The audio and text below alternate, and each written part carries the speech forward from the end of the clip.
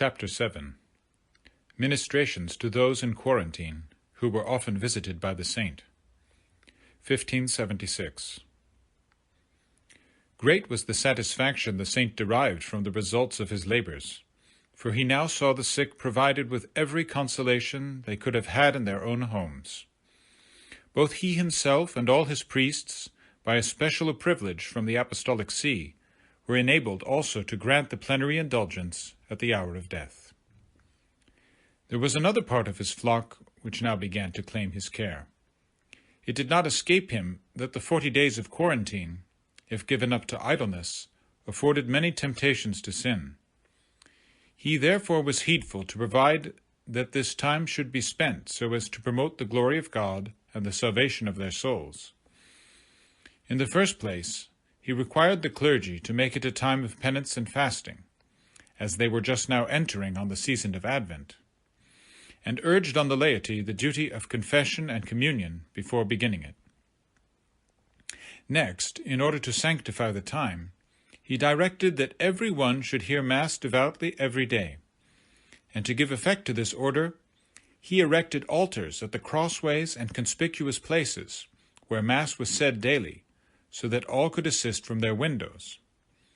In the same way he arranged for confessions to be heard, sending priests round at stated times from house to house, the confessor sitting on the doorstep outside, and the penitent kneeling within, the door serving as a barrier.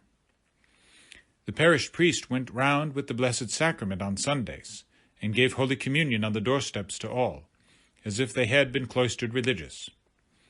He also made arrangements that each district should keep 7 times of prayer throughout the day and night, singing psalms and hymns in 2 choirs, after the manner of a chapter of canons, and saying suitable prayers, each hour being announced by ringing the great bell of the cathedral. When it sounded, all the inhabitants attended at their windows. A priest or other person appointed began the prayers, and all the people on their knees made the responses, each having the book of prayers, which the cardinal had printed for the purpose. It was a sight to see, when all the inhabitants of this populous city, numbering little short of 300,000 souls, united to praise God at one and the same time, sending up together an harmonious voice of supplication for deliverance from their distress.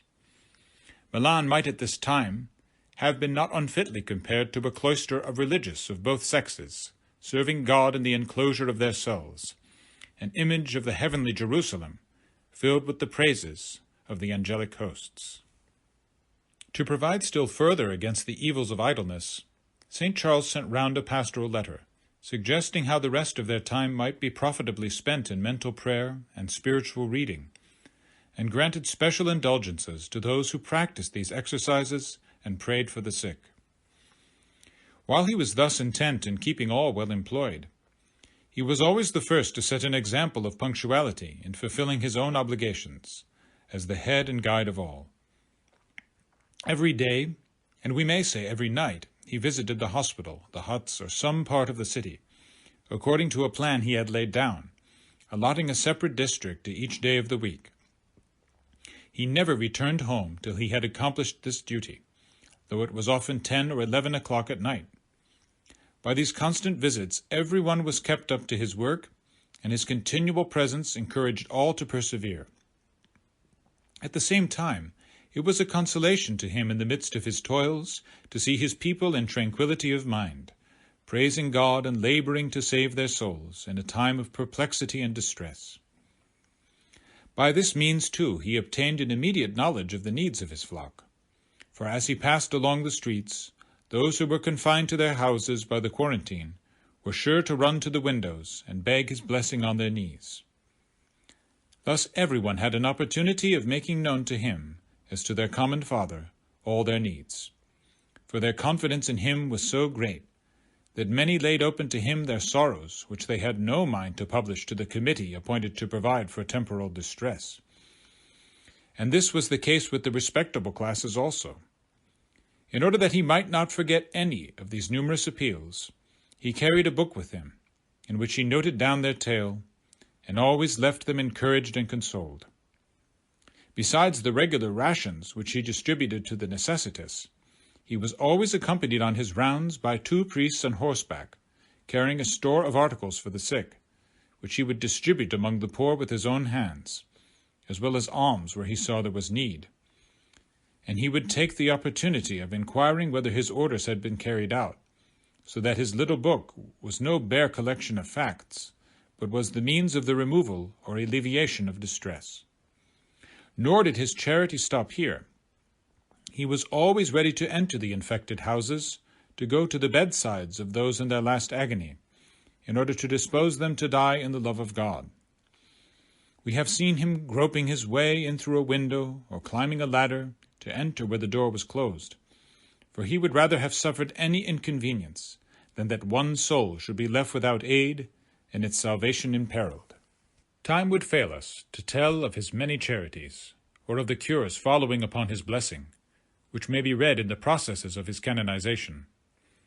It may be sufficient here to speak of the general estimation in which he was held by all the people, who looked upon him as an angel of God, rejoicing whenever they saw him, as if he came to open heaven to them.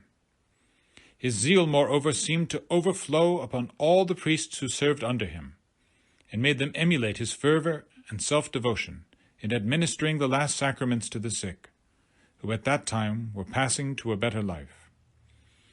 But while his solicitude for all his flock was great, he spent himself with all his heart upon those priests and others who at his wish had given themselves up to the service of the plague-stricken, always holding it to be his special charge to see that they wanted for nothing, and himself to administer to them the last consolations. Chapter 8. St. Charles administers the sacraments to the plague-stricken. 1576. In pursuance of his resolution to fulfill all the offices of a good shepherd to his flock, St. Charles thought himself bound to give the sacrament of confirmation to those who were as yet unconfirmed and in danger of death. For though not a sacrament absolutely necessary to salvation, he could not let any die without having this grace. He gave notice, therefore, to all those who were unconfirmed to prepare themselves for receiving it devoutly. He then went through the streets in his pontificals, and anointed the candidates with the holy chrism from door to door, with all solemnity possible under the circumstances. Out of reverence to the sacrament, it had not been customary to admit children under 9 years of age to it, but although the cardinal had made it his practice to confirm every Pentecost in different churches, still several thousand persons presented themselves to receive it on this occasion. Among them, it is thought, must have been many who were already sick of the plague. When he went on the visitation of his diocese, of which we give an account in the next chapter, he continued in his purpose of not suffering the plague-stricken to die without confirmation, and administered it first in the town of Sesto on the road to Monza, where the pestilence had made great havoc. While he was so engaged, a great number of the infected testified their desire for the sacrament. The saint turned to Father Ludovico Moneta, and asked his opinion of what he ought to do in the case. The good priest would not give any counsel, but that if the cardinal thought fit to grant the request, he would gladly assist. While the saint stood in doubt, a number of the poor creatures, moved by an extraordinary desire for the Holy Chrism, fell together at his feet. The attendants, frightened at the risk, cried out to them not to come too near. But when St. Charles perceived the strength of their desire, he would not send them away, saying, "It is the will of God. Let them come for their consolation." After confirming all who presented themselves, he perceived a number of people linger at some distance, who durst not approach. Inquiring why they did not come, he was told that they considered their cases too bad and the danger too great. "Shall we then," said he, "let them die without the sacrament? Nay, let them come also." After this he never hesitated any more, but confirmed all who desired it, how great soever the danger might be. And he was often called upon to confer the sacrament even in the houses of the dead, not unfrequently upon the dying, and on one occasion at Trezzo, a man fell dead at his feet the moment after he had received the chrism. In his visits to the sick, he found himself called upon at times to administer the sacrament of baptism also. For there were many cases of children born in the temporary huts, whither the mothers had been removed on the plague spot appearing, and as they were in danger of death, he baptized them and then sent them out to nurse. One case of a little Negro girl, whom he met with in this way, was very remarkable on account of a miracle which he afterwards worked upon her. He frequently had the consolation of fulfilling the promise he had made of giving the last sacraments to the parochial clergy and some of the other priests who had devoted themselves to the care of the sick. This was the case with the parish priest of San Raffaele in Milan. It was reported to the cardinal that he had caught the infection, and he immediately presented himself at his bedside, and perceiving his case to be desperate, bade him prepare himself for receiving the last rites, which he would administer himself, assuring him that he would not lose sight of him as long as he was alive. The following day he returned to give him Holy Communion and extreme unction, and with this intention said Mass that morning in the church of San Raffaele, and gave communion to the priest's acolyte, who died of the plague. He then changed his vestments in order to administer the sacraments to the sick priest in his own room. His attendants, among them Monsignor Seneca and Bernardino Taruggi, were panic-struck at his purpose, but did not venture either to interpose between the saint and his zeal, or to follow him in his heroism, but hung back in fear and hesitation. St. Charles nevertheless turned towards the chamber of death in his pontifical vestments, with the Blessed Sacrament in his hand. He was met on his way by John Baptist Capra, deputy governor, and Alfonso Golorato, his lieutenant, and other members of the city council, who had come together to beg him on their knees, in the name of the state, not to expose his precious life to risk. They urged that he was endangering himself without any necessity, since any priest might act for him, and were accompanied by several priests, who were ready to go in his place, rather than that he should be exposed again to danger.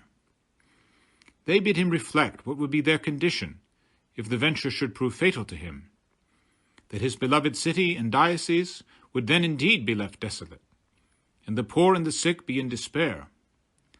Thus all the religious exercises he had instituted would fall into disuse, and his priests, whom his example had encouraged to attend the plague-stricken with so much charity, would lose heart when they had their pastor no longer with them.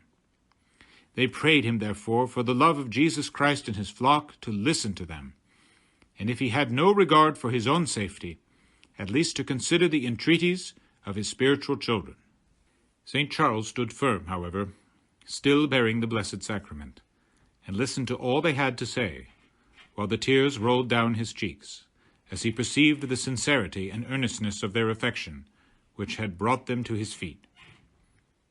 Yet he would not suffer himself to be carried away by these human feelings from the duties of his episcopal office, but answered them briefly, that while he fully appreciated their attachment, he prayed them not to take it ill that he could not abandon his purpose.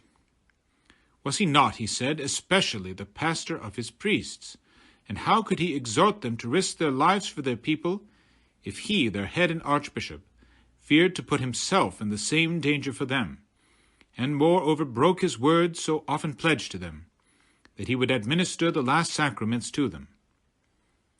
The lives of all were in the hand of God, and if it should please him to call him to himself at this time, they were not to distress themselves, but have confidence in his mercy, on which alone the safety of the city depended, and he would provide them with a better pastor. As it was clear he had already counted the cost, and that his resolution was not to be shaken, they had perforce to let him go on his way without further hindrance, only testifying by their sorrow the reluctance with which they saw him prefer the duties of a simple priest to his own, so highly valued by them all. He went to the sick room, and closing the door upon himself and the plague-stricken patient, gave him Holy Communion. Then, perceiving him to be near his end, he gave him the last anointing, and disposed him for death. Thus fortified with the sacraments, the blessing of his archbishop, and the plenary indulgence for the hour of death, the sick man passed to his rest. Here we must mention a memorable example of fraternal charity in a priest who is still living, Aloysius Cignolo, of the Church of St. Paul at the Meeting of the Ways, who carried his devotion to the sick so far that he not only, like the cardinal, attended upon them in their last moments, but washed and prepared their bodies for burial after death. Shortly after this event we have narrated, the saint was informed that the parish priest of St. Peter in Caminadella had been seized by the malady and was in a precarious state. He at once set out to visit him, but the sick man, hearing of his intention and unwilling that his pastor's life should be endangered, went down into the church just at the moment of the cardinal's arrival, who was much surprised, knowing him to be in a dying state. He gave him Holy Communion, and then made him return to his bed, and would have anointed him there, but the priest, rather than let him stay longer in such a place, assured him that it was not yet time. The saint persevered, however, and returning the next morning to give him extreme unction, found that he had prevailed upon some pious persons in attendance to bring him down again into the church. But St. Charles, knowing him to be at the point of death, had him carried up again to his bed, while he followed in his pontificals, and, regardless of the fetid atmosphere, gave him extreme unction, staying with him through his agony, and recommending his soul to God, till he breathed his last.